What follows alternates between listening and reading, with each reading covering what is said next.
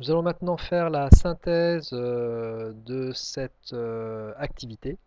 Donc, je vous enjoins de tracer sur votre compte-rendu une classification périodique simplifiée avec le nom des éléments chimiques.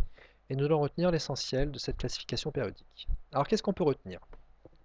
Premièrement, que les éléments chimiques se placent par ordre numéro atomique croissant Z. On passe de 1, ensuite deuxième élément He, troisième élément Li, Be, etc. Nous sommes donc en classe de seconde avec les 18 premiers éléments de la classification périodique. Nous avons appris le vocabulaire suivant, c'est que chaque ligne correspond à ce qui s'appelle une période.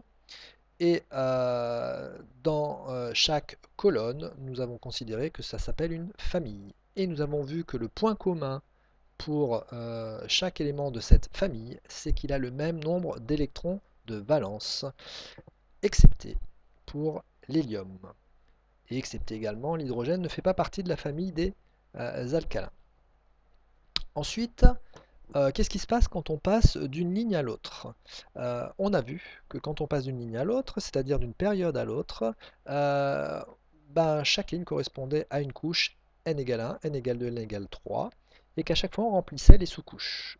Les règles de remplissage nous disaient qu'il y avait sur la ligne 1 la sous-couche 1s, sur la ligne 2 la sous-couche 2s et 2p, et sur la ligne 3 la sous-couche 3s et 3p. Et on a vu que sur chaque colonne, il y a le même nombre d'électrons de valence. 1 pour la colonne 1, 2 pour la colonne 2, puis on passe avec les 10 éléments qui sont supprimés à la colonne 13, donc 3 c'est 3 électrons de valence, etc. jusqu'à 8. Enfin, nous avons vu ici que c'était le bloc S pour les deux premières colonnes, et qu'ici, c'était le bloc P pour le reste. Voilà qui conclut cette activité-là avec cette synthèse.